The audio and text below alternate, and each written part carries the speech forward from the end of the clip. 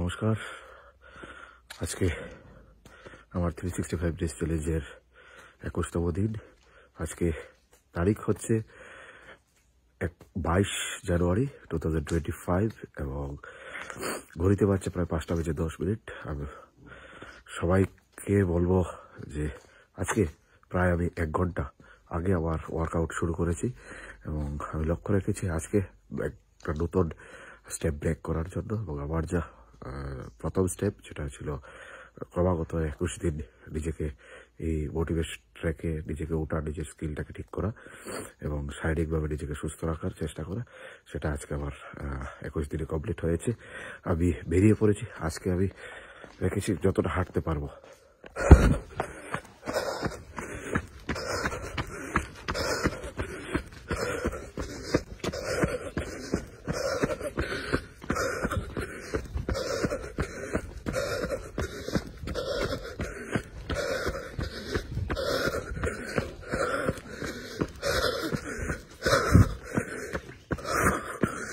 Kilometer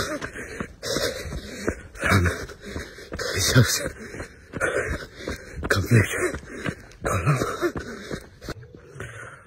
Already আজকে আমার 28th day 365 days চ্যালেঞ্জে আমি যে নিজেকে চ্যালেঞ্জ দিয়েছিলাম সেটা আজকে আমি আমার নিয়মিত যে 21 দিন ধরে আমি উঠতে পেরেছি সেটাকে সেলিব্রেট করার জন্য আরো 1 ঘন্টা আগে বিছানা থেকে উঠে নিজেকে শারীরিক এবং মানসিকভাবে সুস্থ রাখার জন্য আমি বেরিয়ে পড়েছিলাম। আমি যখন উঠেছি তখন পুরো অন্ধকার ছিল এবং সেই অন্ধকারে বেরিয়ে আমি ফার্স্ট 2 কিলোমিটার রান করি। তারপর আমার আজকের যে হাঁটা সেটাকে স্টার্ট করি। নর্মালি দিনগুলিতে আমি 1 ঘন্টা এবং 1 ঘন্টা 30 মিনিটের মতন সময় দিতাম। আজকে আমি যেহেতু এটা আমার ফার্স্ট যে বেঞ্চমার্ক ছিল সেটাকে ক্রস করতে পেরেছি, তাই আজকে আমি 2.5 আওয়ার সময় দিচ্ছি এই নিজেকে শারীরিক এবং সুস্থ রাখার জন্য।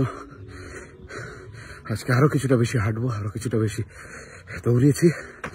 তো বন্ধুরা, যারাই আপনারা এই 2025 আপনারা নিজেকে সুস্থ এবং সবল রাখার জন্য নিজের একটা সুস্থ জীবন, রোগমুক্ত জীবন দেওয়ার লক্ষ্য নিয়ে ছিলেন, সেই রেজুলেশন অনুযায়ী চলুন বেরিয়ে পড়ে আমরাও নিজেদেরকে সুস্থ রাখি, সুস্থ রেখে একটা সুস্থ পরিবার, সুস্থ সমাজ করি এবং নেশা নামক মারণভেদী, নেশা নামক যে অভিশাপ এই সমাজ থেকে, আমাদের পরিবার থেকে দূর করি।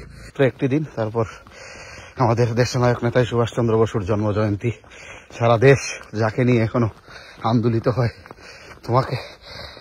তোমরা আমাকে রক্ত দাও, আমি তোমাদের স্বাধীনতা এনে দেব, যে স্বাধীনতার প্রথম বিজয় মুকুট পড়েছিল এবং ভারতবাসীকে শৃঙ্খল মুক্ত করেছিল কোহিমার সেই মাটিতে, সেই আমার নায়ক নেতাজি সুভাষচন্দ্র বসুর জন্ম জয়ন্তীতে আপনাদের সকলের প্রতি রইল বিনম্র শ্রদ্ধা। এবং আপনারা যারা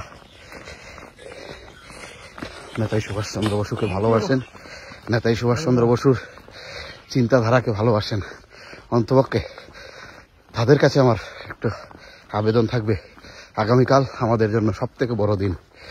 এই দিনটাকে উদযাপন করার জন্য যেই স্তরে আছেন সেখান থেকে করুন এবং অন্তপক্ষে 2টি লাইন নেতাজি সুভাষচন্দ্র বসুর জন্য লিখুন। আপনার ফেসবুক পেজে হোক, আপনার নোটপ্যাডে হোক, অথবা আপনি যেখানে কর্মস্থলে আছেন সেখানে লিখে আপনার ডেস্কের সামনে লাগিয়ে দিন।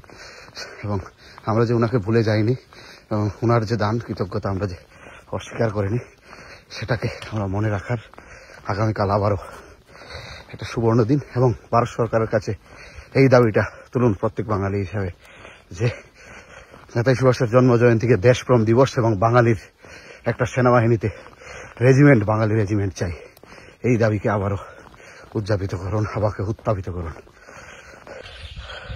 এই মুহূর্তে আমরা আছি সাততলা মাঠে।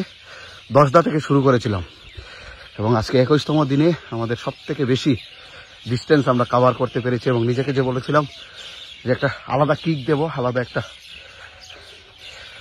চ্যালেঞ্জ নিজেকে দেবো, বেঞ্চমার্ক সেট করব।